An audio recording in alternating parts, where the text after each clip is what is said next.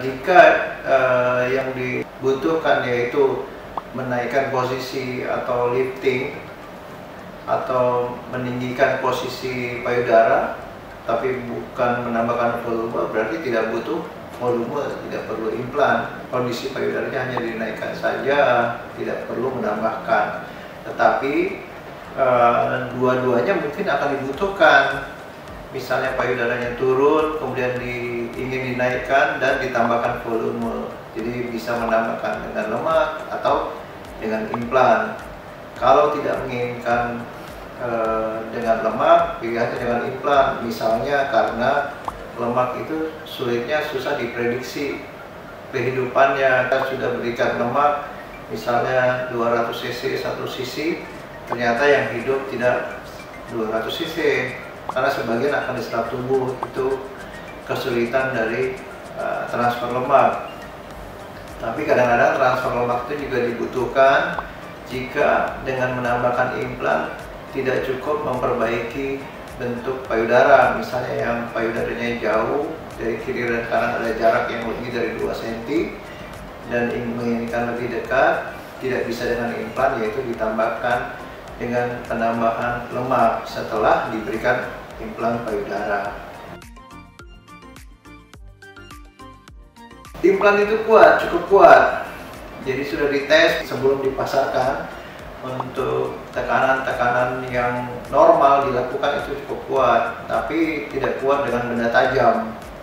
Jadi dengan olahraga dan aktivitas sehari-hari itu dia cukup durable untuk implan.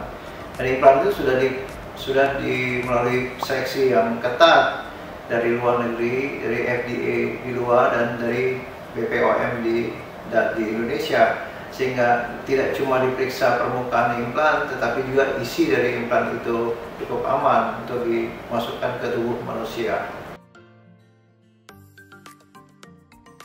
Menentukan cc, seringkali pasien datang dengan minta 100, 200, 300, 400, atau 500 cc. Sebenarnya cc itu pilihan terakhir setelah kita mengetahui lebar daripada implan tersebut. Jadi harus disesuaikan dengan dada pasien. Kalau dadanya tidak lebar, mungkin yang lebih ramping harus bisa masuk implan yang juga ramping. Kalau implan yang lebar diberikan pada dada yang ramping, implannya akan mempunyai resiko seperti berlekuk-lekuk implannya. Jadi harus disesuaikan.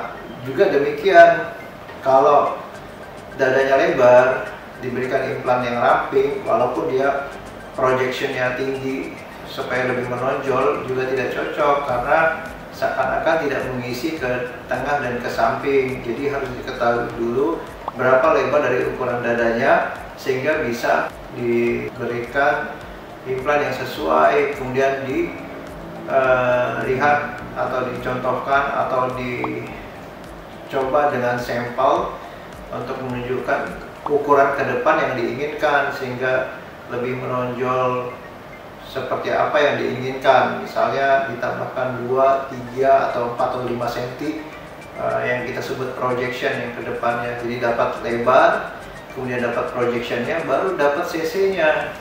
Cc dari mana? Dari lebar dan dari projection. Bisa dilihat di tabel yang ada di setiap produk implan tersebut. Masing-masing perusahaan mempunyai tabel dan ukuran yang berbeda.